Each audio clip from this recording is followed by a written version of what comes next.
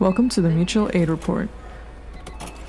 The Mutual Aid Report delves into the concept of mutual aid and unpacks its historical significance and its role in local communities by spotlighting individuals who are making a real difference at the grassroots level in the city of Chicago.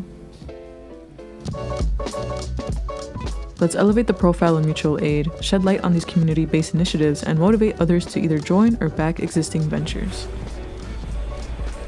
Let's get right into it.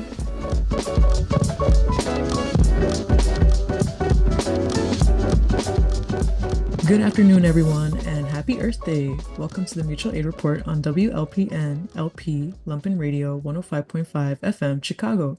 My name is Ariandi Luna, and I'm here today with Trash People.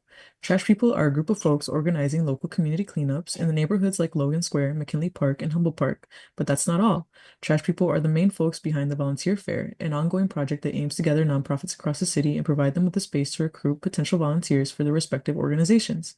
And you've also recently launched the Parlor, a project which aims to clear the closet of some while offering unique pre-loved pieces a second life with others. Kind of cool that you're also cleaning up potential trash with that last one too. Thank you for joining us again this week on the Mutual Aid Report, and join us as we dive into this conversation and learn more about this wonderful organization. Hi, Penny. Thank you so much for joining us today. Would you please introduce yourself to our lovely listeners?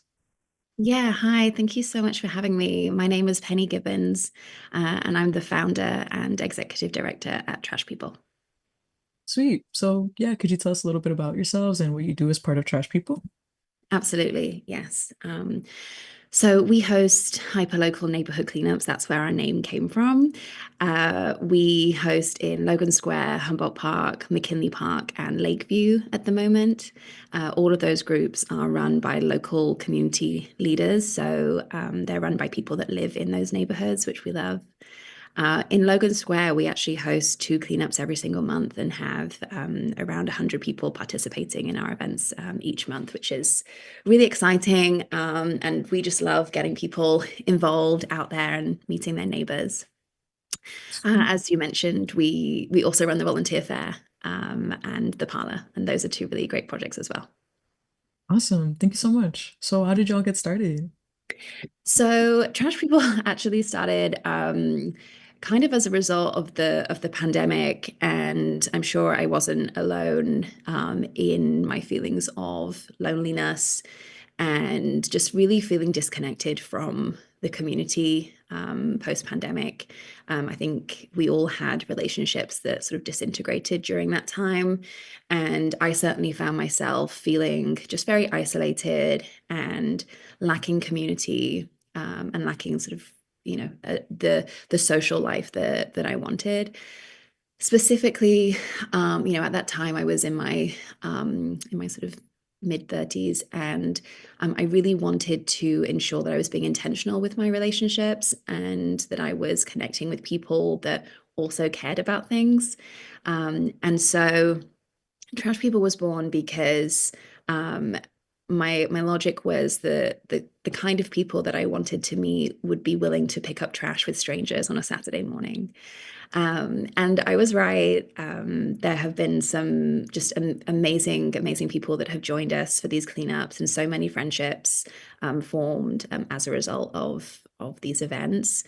And it was only ever intended to be Trash People of Logan Square. There was no bigger picture at that time.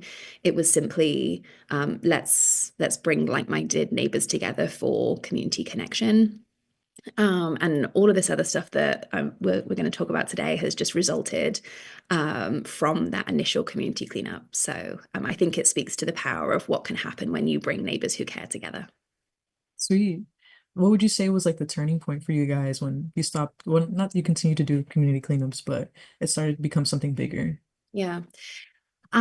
So our first year was pretty casual. I didn't intend to incorporate, I didn't intend to start a nonprofit from all of this. After the first winter, when we'd been on hiatus because cleaning up trash in the middle of winter outside isn't very fun, and we want to make sure that our events are really fun and enjoyable for people. I had so many people reaching out saying they were really missing our events, and that's when I realized that this really wasn't about the activity. It was about the bringing people together. It was about the community that we were forming as a result of this environmental action. And so that really changed things for me. And we had a really big spring in 2023. We had about 70 people at our Earth Day cleanup that year, and plenty of people on the wait list as well. Um, and that is actually when the volunteer fair was born, because it was becoming apparent that through our community cleanups, we couldn't put on enough events for the number of people that were interested in participating.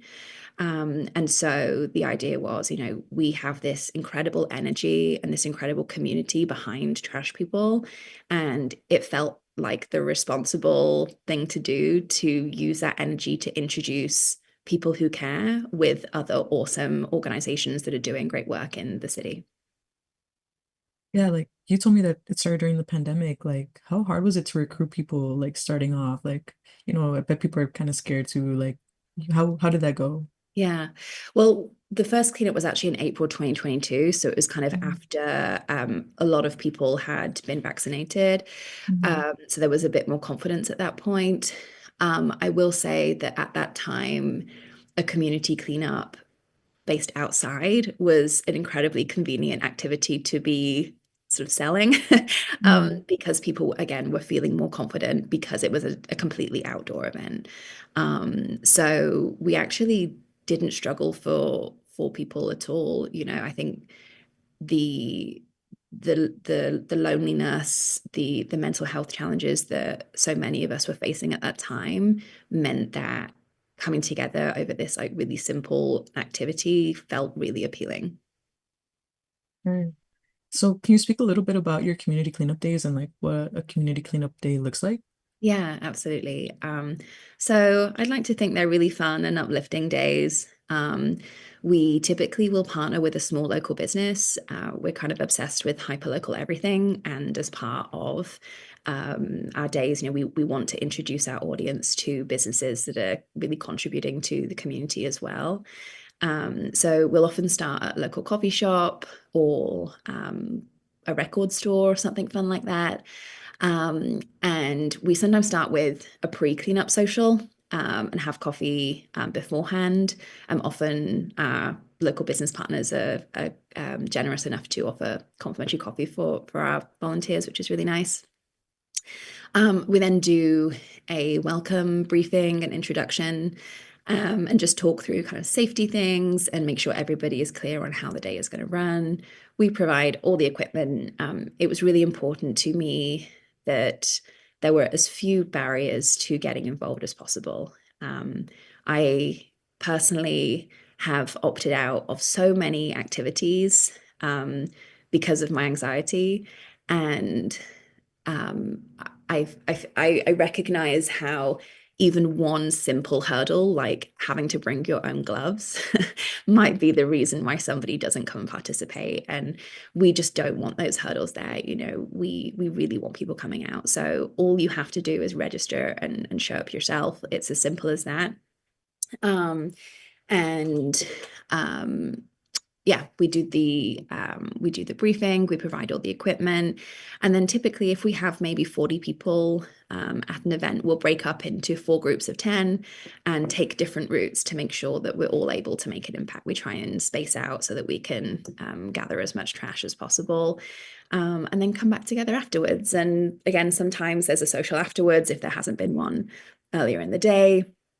Or even if there has been a social early in the day, a lot of people make friends and choose to go and get lunch together afterwards as well, which is really lovely. So it's about 2 hours end to end. We typically host on a Saturday or a Sunday morning, but occasionally we do weeknights as well and do like a happy hour. Yeah. What would you say is like your favorite time to do that? So I think, yes, Saturday mornings are my favorite time. I find that the people that come out on a Saturday morning are really enthusiastic, and certainly going into the spring now, Saturday mornings, well, mornings in general can be really beautiful. In the summer, in the height of the summer, we do meet much earlier in the day. So we'll start at like 8:30 or 9, just so that it can be slightly more comfortable.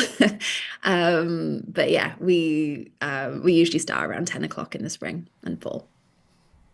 Wait, what goes on behind the scenes when planning a meetup like this? Yeah. Um, a lot of relationship building. Um, Again, as I say, we love to use our platform to highlight other organizations or other small businesses that we feel are contributing to the community. And so there's a lot of outreach that goes into this. So my co-host Eddie takes the lead on a lot of that, finding really great people to work with in the community here. And we always like to make sure that, where we are doing a cleanup, that there is a good route, that we have enough trash to pick up. There is thought that goes into that as well. And often the day before, the morning of, we will scout the area to make sure that we have a good plan for the routes that we're going to take. There's a lot of schlepping things around. So my car is kind of a mobile trash pickup unit. I think there are maybe 15 buckets and probably 50 grabbers in there right now, and not much space for anything else. So yeah, there's a lot of moving things around and getting things to where they need to be. And in between as well, obviously cleaning all the supplies and making sure everything's ready for everyone for the next time. We also try and coordinate with the ward offices. So it's really helpful to us when the wards are able to help us with picking up the trash afterwards. So we do collaborate with those offices as well, where they're able to support us on that basis. Can you tell us some of the craziest things you found on a cleanup day? Yeah. Um, Honestly, I think the most crazy thing is just like the amount of trash. That's always what's shocking to me, even when it doesn't look that bad. The volumes that we can be getting are really shocking. Um, but the one that sticks with me is one time someone found a burrito like in a tree, which I've been curious ever since how the burrito got there.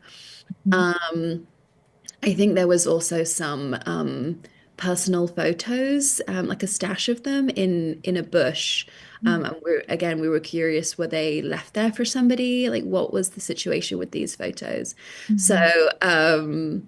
yeah, and some interesting things. And there's always some fun and quirky stuff that comes up. Some we find notes occasionally that are very interesting and kind of make us laugh, but yeah, nothing too wild. Yeah. Mhm. That picture one is so ominous, like that's kind of scary. Yeah. But pretty cool, pretty cool. Yeah. What would you say is like one of the most common types of trash that you find?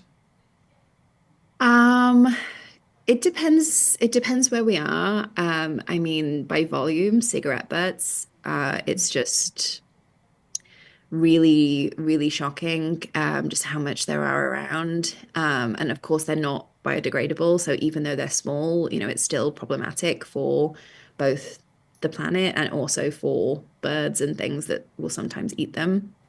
So can anyone join a cleanup day? Like, how about if you're a newbie and like don't know where to start? Yeah, absolutely. We absolutely love when new people come and join us. The premise of the group, the reason that we got started was so that we could make new connections in the community. And for anyone that is nervous about attending an event like this, I really encourage them to be confident and go for it. Because there are so many great things waiting on the other side in terms of like new connections and a new hobby and activity that you can participate in really regularly. Um, we did actually do a newbies only cleanup a couple of weeks ago because we wanted to make sure that people that hadn't had chance to join us yet were able to, and we will be doing another one because that filled up really quickly as well. Mhm. But we definitely are. We want to be known as a super friendly, welcoming, and accessible group. Mhm. Anybody that has been thinking about joining us would be very, very welcome. Was there a specific event or moment that made you realize the importance of mixing cleanup work with mutual aid? Yeah, I think that as I mentioned earlier, as we moved into our second year, I was becoming very clear that we were not simply hosting community cleanups to just clean up the environment and make the neighborhood look nice. What this had become was building community through neighborhood cleanups. And it really did feel, as I mentioned, that the responsible thing to do was to use our audience and the energy that was behind our organization to do more. I didn't start Trash People because cleaning up litter is the only thing I care about. Quite the opposite. It just was an accessible place for me to start in my organizing journey. And yeah, it's been really rewarding and fun to see where this simple act of picking up litter with neighbors can take us as a community. The people that I met through doing this work, some of them have become really close friends of mine, but also many of them have been incredibly supportive to me as an organizer and helped to validate my ideas and vision and allowed me to do more and be more confident in other ideas that I've had about what we can achieve as a group. Mhm. So, can you speak on the mutual aid efforts that like bloomed from starting Trash People? Yeah, we so we actually typically don't use the word mutual aid in our work. A couple of reasons. One, like we are now a nonprofit, and because there are so many great mutual aid groups in Chicago, we don't want to be confused with what they do. Mhm. Um, because I understand it is a different setup, and we want to make sure that folks aren't misled in any way.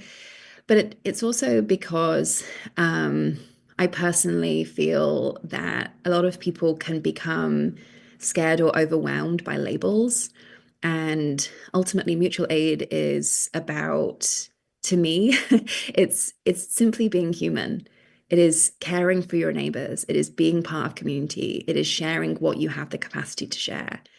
And for me, those are all incredibly logical human endeavors and behaviors. And we just naturally embed those in our work. And so I would hope that across the board of what we do, mutual aid is kind of underpinning, it's underpinning our work, but it's not sort of as a terminology isn't at the forefront, but the principles are really like we're very deeply rooted in that out of principle. Yeah. Mhm. Yeah, I also agree. Like mutual aid is like why put a label to it when it's like when this is something we should just be doing naturally, like just helping our community members, you know? Yeah. So yeah, you earlier you were talking about well, we've been talking about like the parlor and your volunteer fair. So can we get started and talk a little bit about what the volunteer fair is? Yeah, definitely. So I mentioned this started because we just had so many people that wanted to participate in the cleanups. And I recognize that I think one of the reasons why was that we were making volunteering and participation accessible. I truly believe there are so many people out there that want to get involved, that want to participate, that want to be part of community, but don't necessarily know where to start and don't even know about the organizations that exist that they can participate in. Mhm. Um, I know I don't sound like I'm from Chicago, and I'm not, but I lived here for 10 years. And before I started Trash People, I was working a corporate job for 7 years. And despite living in the city for that length of time, when I started Trash People, I suddenly became aware of so many other groups that were doing really great work. And I couldn't believe that despite being someone that cared, I hadn't come across these in my day-to-day life. And again, I kind of use that principle of, if I feel this way, I'm sure that other people must feel this way too. That just some of these awesome nonprofits and groups that exist um, are somehow not making their way in front of so many of our neighbors.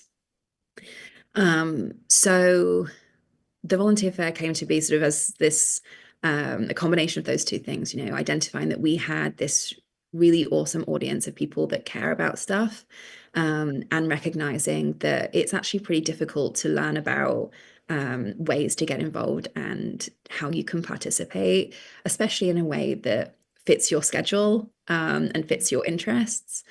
Mhm. Yeah, the volunteer fair was born. We hosted our first one in April 2023.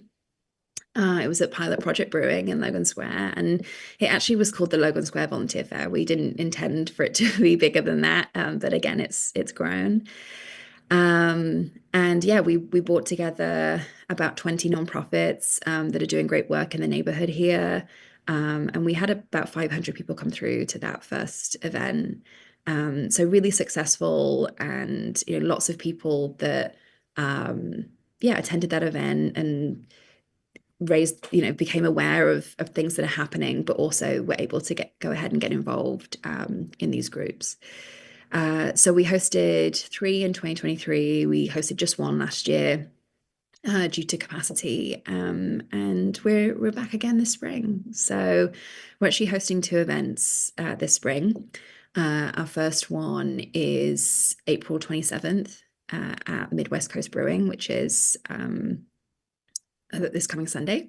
Mhm. And that is going to feature organizations and volunteer opportunities that are primarily North Side, West Side, and citywide. Mhm. And then we are hosting again in May, so May 31st, which is a Saturday at Ramova Theatre. Mhm. And that's in Bridgeport. And we're super excited to be hosting there. It's such a beautiful venue.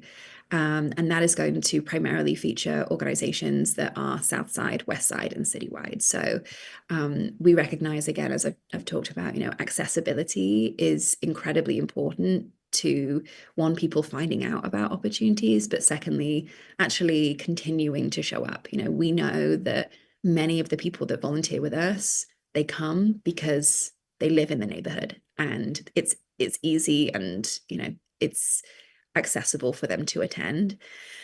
And so by having these two events, we're hoping to increase accessibility across the city, and introduce people to volunteer opportunities that are actually realistic for them to support on an ongoing basis. Mhm. I guess like to visualize it for our listeners, like pretend I'm walking into a volunteer fair. Yeah. Like, what am I seeing? Like, what am I getting out of it? Like, and what am I leaving with? Could you just like from your own experience, like what do these volunteer fairs like actually look like? Hmm. Yeah, absolutely. So, walking in, you'll be walking into a venue that you've possibly been to before already. We've hosted in breweries. We've hosted at Guild Row in the past, which is a beautiful venue in Avondale, the Joinery, which is a gorgeous venue in Logan Square. We host in locations that are just really nice to be in. So we're not in a big corporate expo um, location or in a school gymnasium. We want folks to be in fun and enjoyable environments. So walking in, you'll be greeted by some of our volunteers on the door. If I'm there, you'll probably get a high five. Um, Optional, of course. But then, yeah, like there'll be around 20 tables in the venue of local nonprofits and mutual aid groups that have opportunities to get involved. And it's a completely free-flowing event, so you can just wander around, grab a drink at the bar, and then wander around and chat with the organizations that are there. There's no pressure. You can chat to them just to learn about what they do. You can chat to them to find out about how you can get involved. Mhm. Um, it's very casual, very fun, something great to do either by yourself or bring a group of friends. Mhm. Sweet. And we've constantly like talked about it throughout like this conversation, but like why do you think it's so, just to reiterate, like why do you think it's so important to create spaces like this for people to plug into their local organizations? Yeah. Mhm. Um, I'm just so passionate about participation. I think, like we talked about with mutual aid, being part of a community is truly what it means to be human. The way that we are so separated in our daily lives is not natural and it's not healthy. And I think is a really big contributing factor to so many of our um, mental health issues, to our confidence, to our happiness, to our just overall general well-being. And my life has certainly changed since I have focused on what I can contribute in the community and playing my part.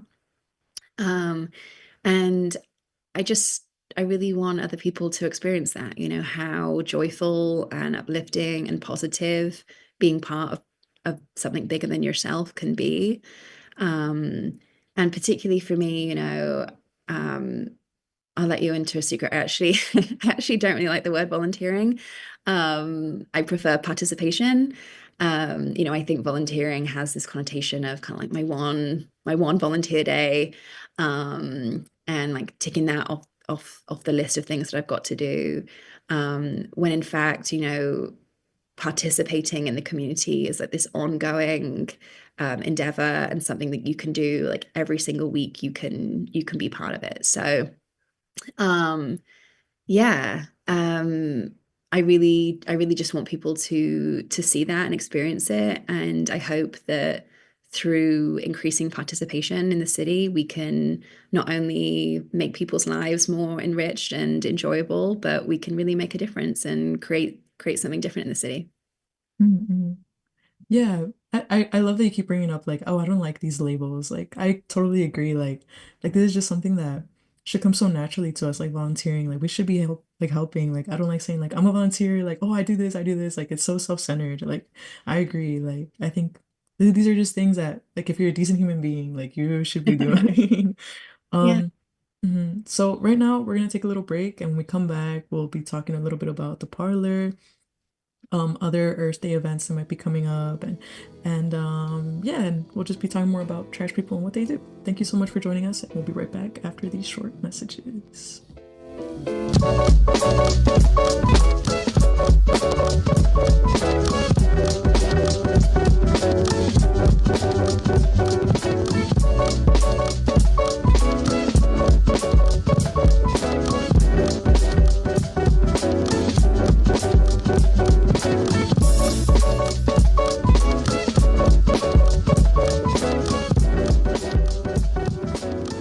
Thank you so much for tuning in. As a reminder, you're listening to the Mutual Aid Report on WLPN LP Lumpen Radio 105.5 FM, Chicago. Today, we're joined by Penny from Trash People, and in our first half hour, we've learned about Trash People's community cleanups, their mutual aid initiatives, and their impactful projects like the Volunteer Fair.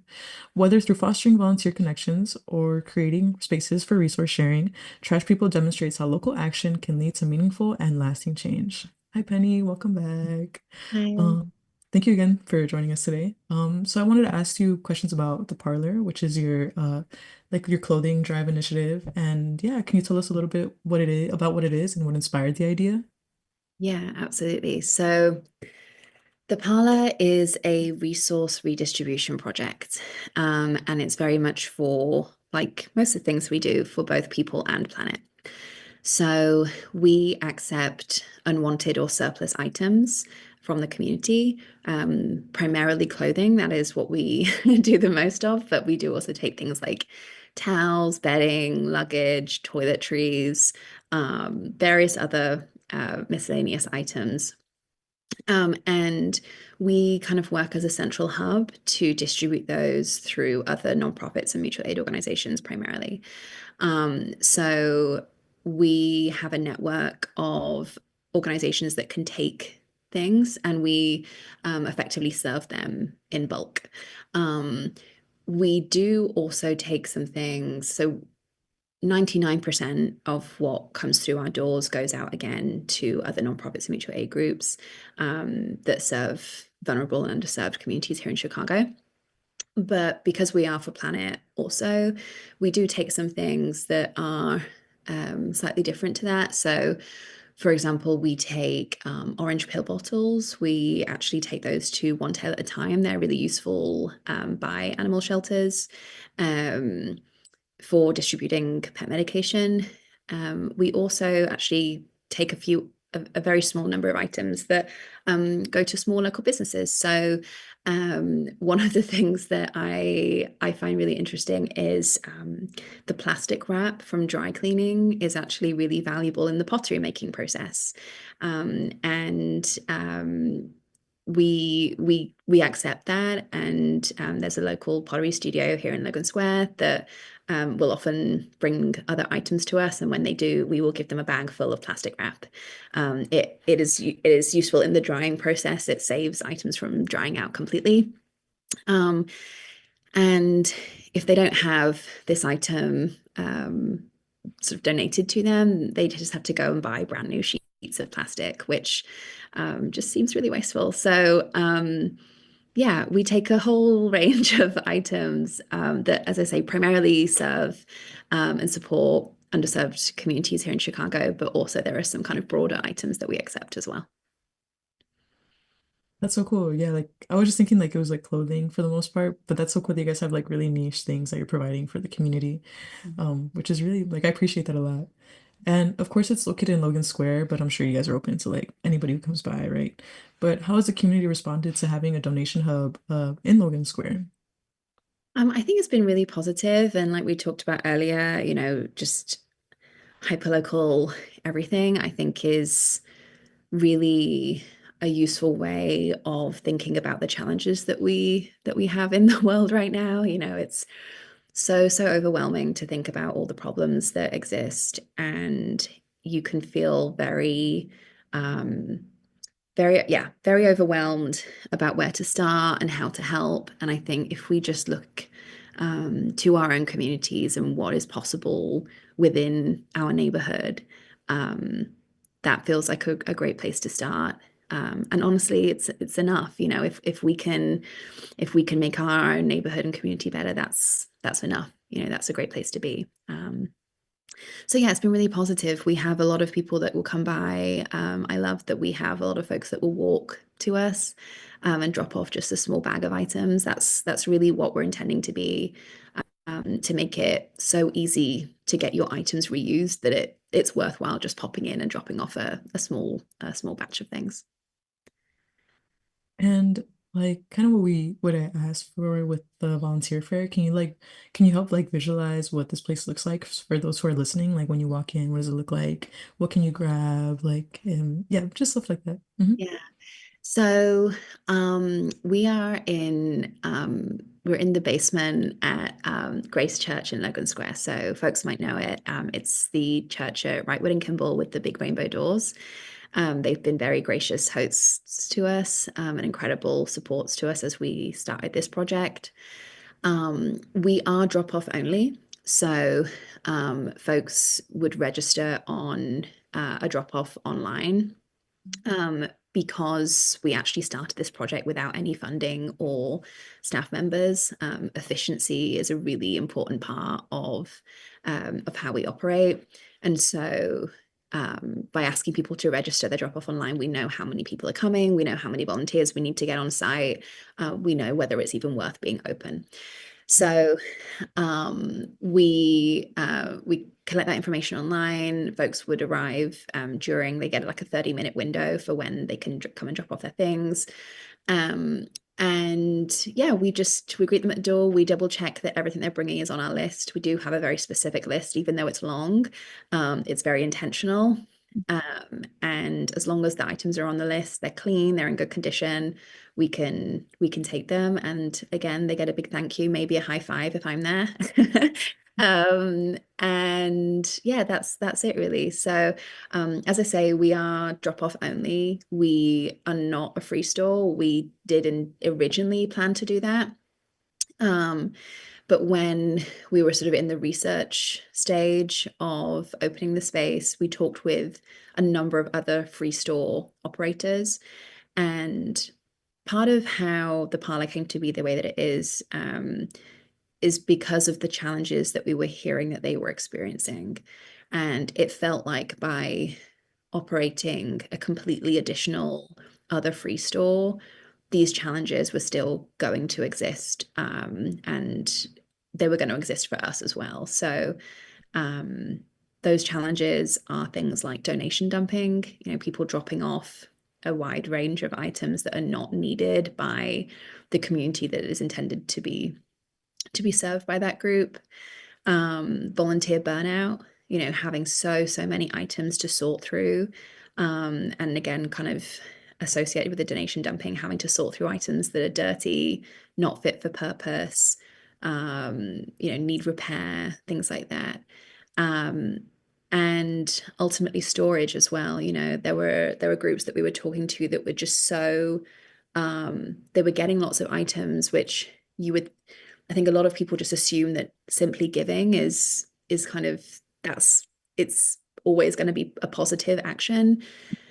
But in fact, a lot of these organizations have such limited space and volunteer hours that often giving, and specifically giving items that are not needed, is actually a burden and it's actively unhelpful. So what we were trying to do with the parlor in this respect was to create a sort of almost like a wholesale hub that our partners could call on when they were short of certain items, and use as a resource to ensure that they were getting the items they needed for their community. So when we started, we were working very closely with LR Bol, which was the group that was supporting migrants out of the Logan Square police station. And we actually became the main source of items for them. So they paused donations directly to them. And instead, we handled all of that back end process. So we solicited, received, sorted, organized items, and we gave them just what they needed to fulfill the needs of their community. And that meant they weren't having to store things, they weren't having to use volunteer labor to do all of this work of sorting all the items. They were able to just simply focus on helping the community that they were existing to serve. So there were a lot of issues in the background that we saw in the sort of existing donation and resource redistribution processes. And the aim with the parlor was to sort of add in this extra kind of back of house piece that we could take off the pressure from these groups that are on the front lines, that have the relationships, that have the communities that they're serving. Mhm. Yeah, so like you said previously, like it's kind of like a new initiative. But you guys are already doing so much. I guess like what's to say, like what are you guys hoping to expand with? Or like are you like gonna open do you want to open similar places in other parts of the city? I would love to. I mean, I think the response from both neighbors that want to give their items to other people and they want to see their items be reused, that has been really great. And then the response from our partners has also been really wonderful. It's really awesome to hear that we're saving them time. In some cases, we're saving them money. Um, Ultimately just like saving them a headache, in many cases. Um, it's really nice. So it's clear that we could do more. Um, the limiting factors that we have right now are our space is pretty small. It's completely full to the brim. Um, that we use the space for both sorting and for storage. Mhm. Um, And the main limiting factor really is that we actually started this project without any funding. We did a crowdfunding campaign, and I had enough to run the space for 3 months and said, let's just do it. We'll figure out the rest later. We originally intended to only be open for 6 months during the winter of 23, 24. But because of the response from our partners, we really wanted to carry on. So we've been fundraising gradually from the community since then and have continued to operate until now. But at the moment, without any grant funding, that obviously is a concern about how long we can continue operating this project. But that definitely is the hope. And with additional funding, definitely would love to look at a space that is more fit for purpose, that is more kind of gives us more of a warehouse type feel, allows us to store more, to sort more. Um, that would be really, really great. And to your point, we'd love to open hubs in different communities as well, because we know that if things are convenient, more people are likely to participate. But until we have our funding strategy sorted, the growth is sort of going to be limited from there. Yeah. Thank you so much for talking about your initiative so far. I guess we want to talk about now, like what's coming up next. It's currently Earth Month. So what are some cool things that you all get involved with around this time? So Earth Day is actually also our birthday, because that was when we did our first ever cleanup. Yeah. So Mhm. uh we have a lot of celebrations around this time. We have big Earth Day cleanups happening. We have cleanups in all of our locations around the city. And yeah, just lots of kind of get-togethers. So all of our activities that we do, we post on Eventbrite, so folks can take a look on there and see what we're up to. Um, but yeah, it's a nice time, and there's so many great things happening in the city. It's really, really incredible to see how many like environmental organizations there are and how many people participate during this month. It's really, really reassuring. Can you share with us a memorable moment or story from a past like Earth Month event that really stuck with you? Oh, that's a great question. A couple of years ago, so 2023, we did a big cleanup at the Logan Square Monument, and we had a group that actually focused on picking up cigarette butts, and I think we picked up something like 20 liters of cigarette butts because we put them all in like water bottles. And it was really shocking to have picked up that many in such a short space of time. But we got some really cool photos from that as well to kind of show like how much we actually collected. Um, yeah, that was a good one. But our Earth Month cleanups are always really, really positive. We get so many people wanting to come out and participate, and it's always just a really positive day. I will say that day actually in 2023, um, Mother Nature really did show off. We had, in the space of a 2-hour cleanup, we had snow, hail, wind, rain, and sunshine. That's crazy. Yeah. Not surprised though. No, no. For sure. So yeah, like I guess like thinking like in the bigger picture, like so you've hosted everything from cleanups to volunteer fairs. So like out of all of everything that you hosted, not just during like Earth Month, like which of these moments left the biggest impact? Like it could have been like a change that like started something big, you know. Yeah, like what was like something that really, really left the biggest impact on you as like since you started Trash People? Honestly, there are just so many. We've hosted so many events at this point. And I do think that the consistency is something that has been impactful, that people will continue to show up on a regular basis is something that has been really meaningful, um, and impactful and reassuring to me. Um, there is one day that I remember being really meaningful and impactful from on a personal level, which was our first ever volunteer fair. Um, I remember being so incredibly nervous on the morning of that event, and uh, both I and my co-founder Rachel were uh, really, really anxious about how the day was going to go. And it was the first time that either of us had organized an event of that size. And we weren't sure if people were going to show up. We weren't sure like how the organizations were going to find the event. We were just so nervous about this new thing that we had created and really had no had well just had a very little confidence at that point as to how it was actually going to go. And I really remember deeply like how I felt that morning, just so incredibly nervous. And the event just went so well, and we had such great feedback.